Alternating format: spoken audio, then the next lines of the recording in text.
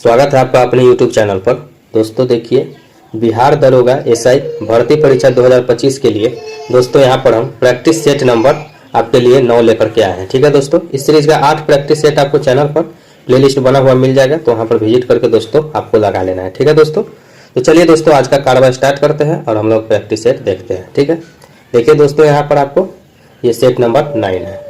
दोस्तों अगर आप बिहार एसआई की तैयारी कर रहे हैं तो प्रैक्टिस सेट आपको लगाना बहुत ही जरूरी है। ठीक है, आ जाइए अब हम लोग क्वेश्चन की तरफ सीधे चलते हैं।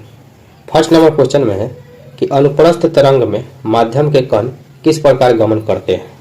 तो दोस्तों ये लंबवत दिशा में संचरण की दिशा में कंपन ये करते हैं। ठीक है, तो ये ऑप्शन सही हो जाएगा। आगे आ जाएंगे दोस्तों यहाँ पर, तो निम्नलिखित में से कौन सा कथन विस्थापन के परिमाण के बारे में सत्य है।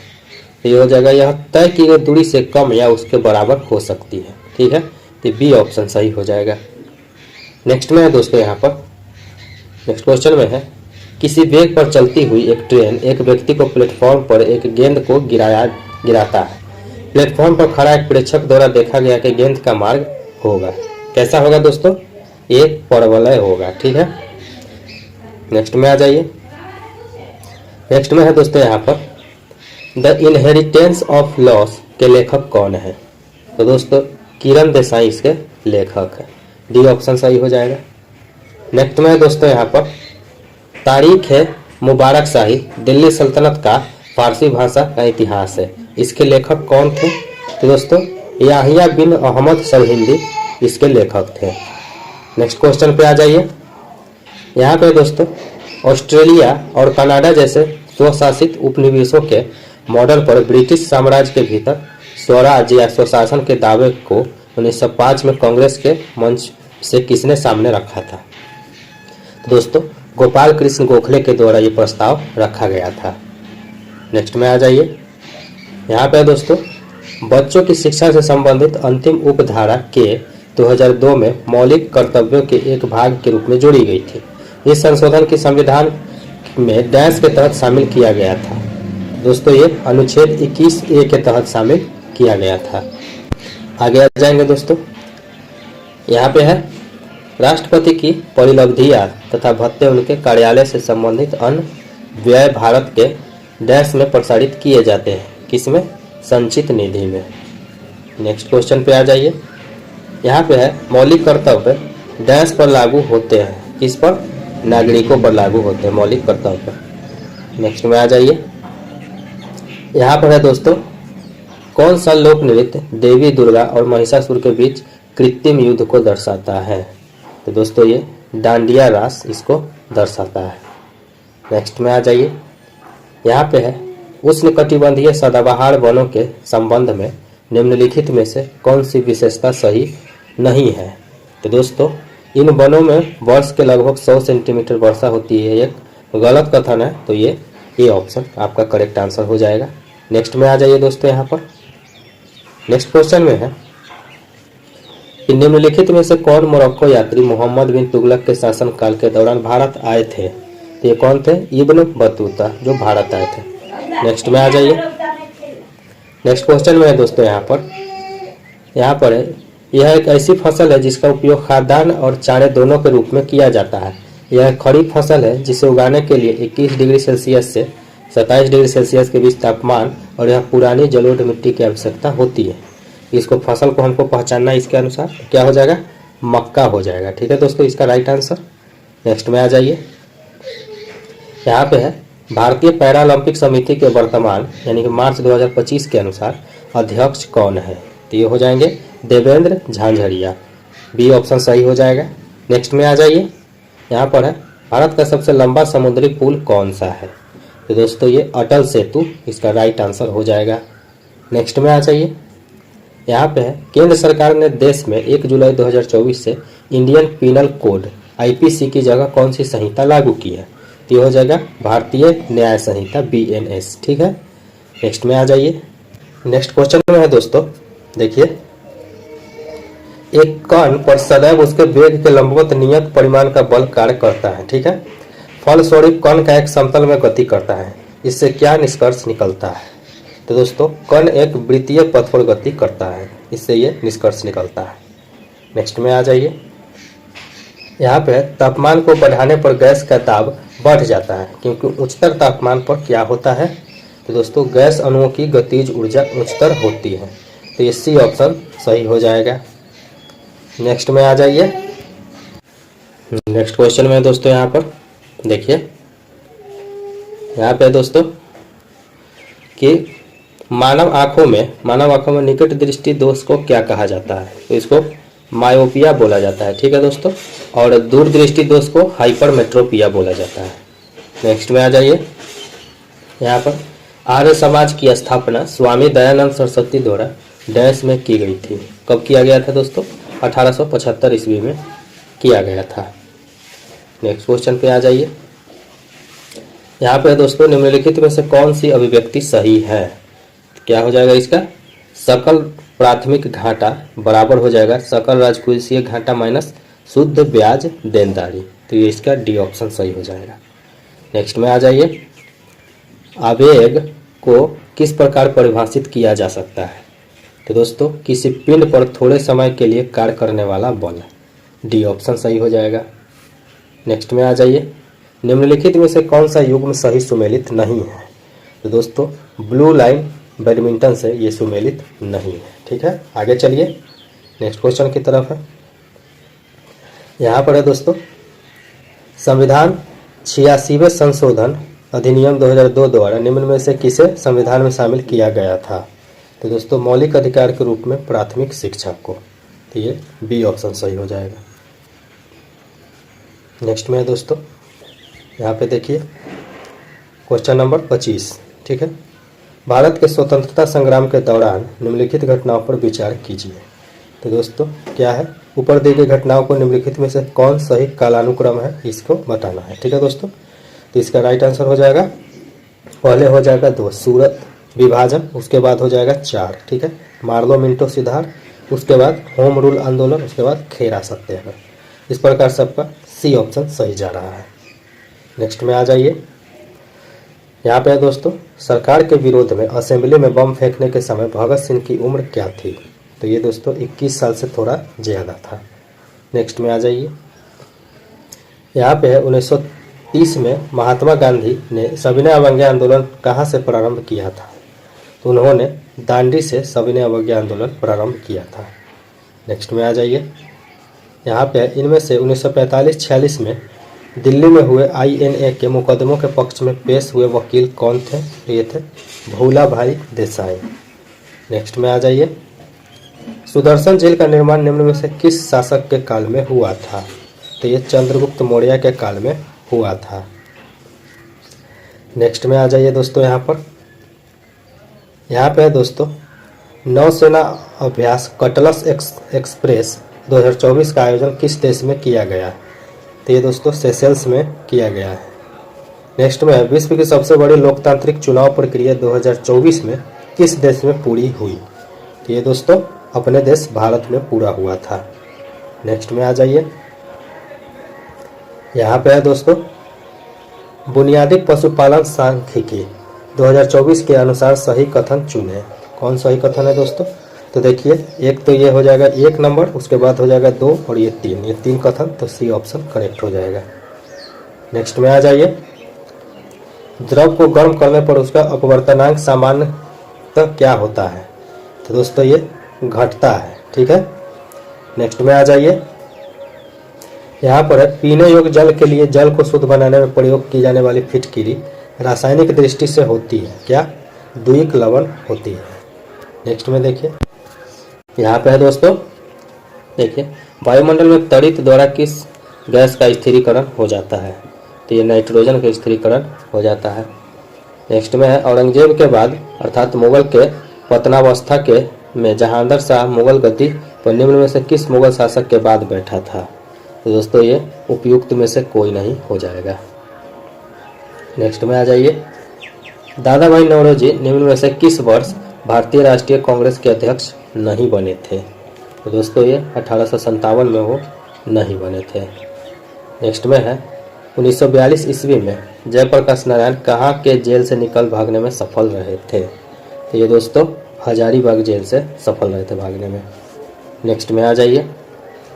यहाँ पे है प्रसिद्ध साहित्यकार लियो टॉल्स्टॉय किस देश के थे? तो दोस्तों ये रूस के थे। नेक्स्ट में आ जाइए, प्रथम विश्व युद्ध के बाद विजय मित्र राष्ट्रकूट ने किस देश के साथ वर्साई की संधि की थी? तो ये दोस्तों जर्मनी के साथ किया गया था। नेक्स्ट में है आकार के आधार पर निम्न में से कौन ग्रह सबसे बड़ा है? तो दोस्तों कौन सा ग्रह हो जाएगा? दोस्तों सबसे बड़ा ग्रह हो जाएगा यहाँ पर शनि। ठीक है, निम्न में से पूछा गया। ठीक है दोस्तों, तो ये 4 में से पूछा गया और सूर्य कोई ग्रह नहीं है तो वो नहीं होगा आंसर। नेक्स्ट में आ जाइए, यूरोप की सबसे लंबी नदी निम्न में से कौन है? दोस्तों ये हो जाएगा वोल्गा नदी। नेक्स्ट में आ जाइए, निम्न में से बिहार राज्य में सर्वाधिक महिला साक्षरता दर वाले जिला कौन से हैं? तो ये हो जाएगा मुंगेर जिला हो जाएगा राइट आंसर।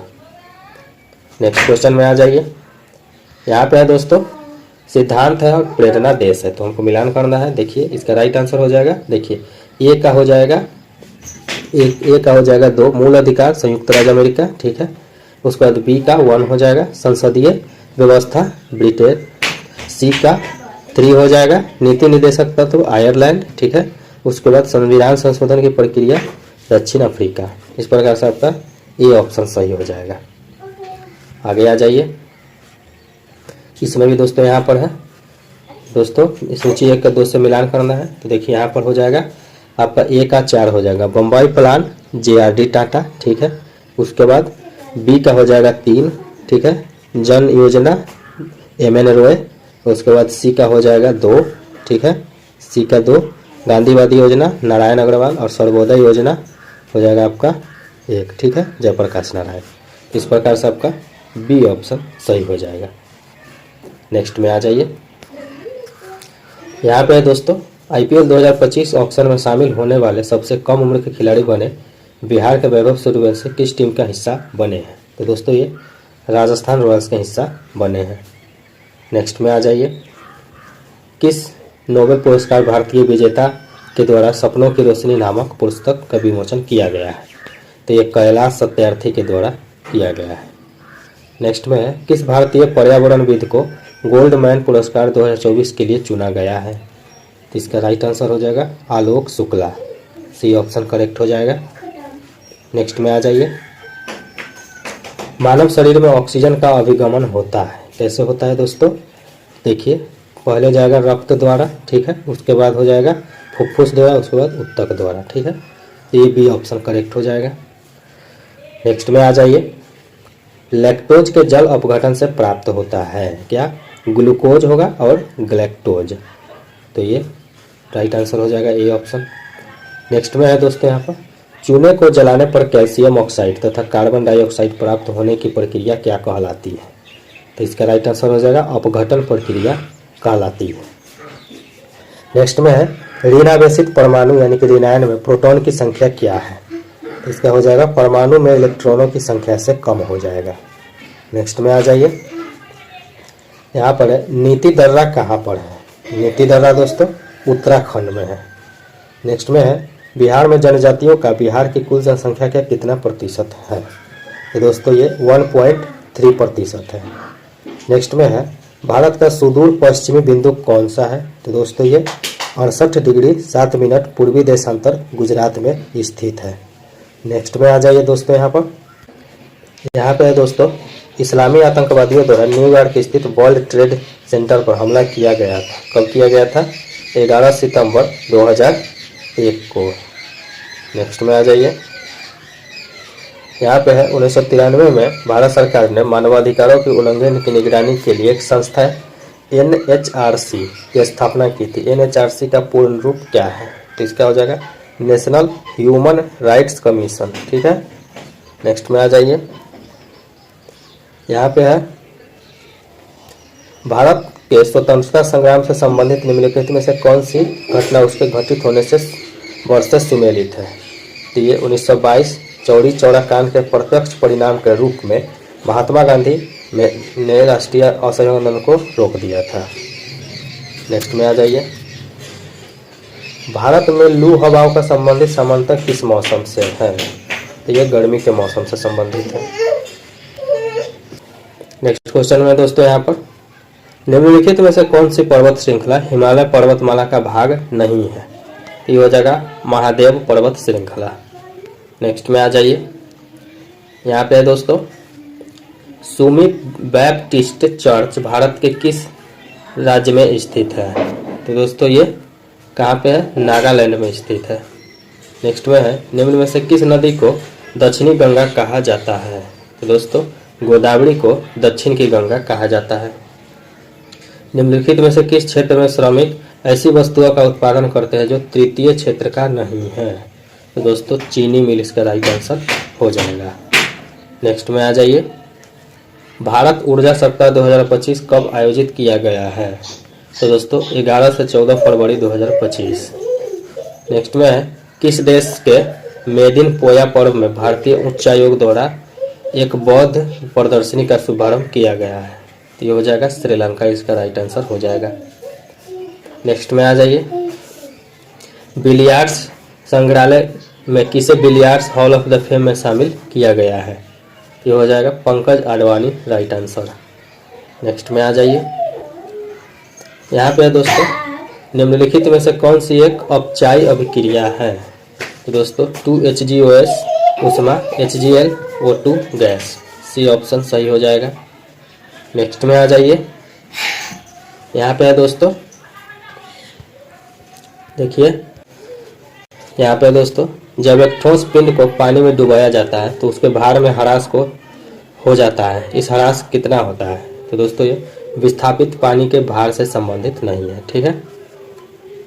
एक सेकंड दोस्तों, ये हो जाएगा, एक सेकंड पूरा गड़बड़ हो गया है, ये हो जाएगा विस्थापित पानी के भार के बराबर होता है, ठीक है, ये हो जाएगा राइट आंसर। नेक्स्ट में आ जाइए, मानव रक्त में सबसे बड़ी कणिकाएं निम्न में से कौन सी है? तो दोस्तों श्वेत रक्त कणिकाएं हो जाएगा।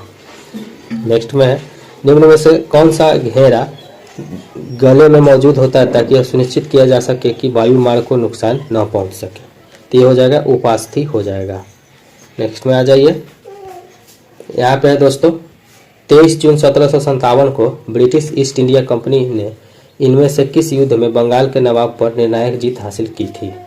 तो ये हो जाएगा प्लासी का युद्ध। नेक्स्ट में आ जाइए, प्रसिद्ध खेतरी खदान भारत में किस राज्य में स्थित है? तो ये राजस्थान राज्य में स्थित है। नेक्स्ट में आ जाइए, निजी व्यक्तियों और समुदायों के अधीन वन क्षेत्रों को डैश के रूप में वर्गीकृत किया जाता है? तो ये अवर्गीकृत वन। नेक्स्ट में आ जाइए, यहाँ पे है दोस्तों, उस वस्तुओं की पहचान करें जिनके मूल्यों में गिरावट आने से उनकी मांग में कमी आती है।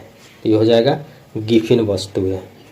नेक्स्ट में आ जाइए, नेक्स्ट में है दोस्तों, यहाँ पर निम्न में से कौन सी भाषा दादर और नागर हवेली तथा दमन एवं दीव केंद्र शासित प्रदेश की जनता द्वारा बोली जाती है? तो ये हो जाएगा गुजराती बोली जाती है।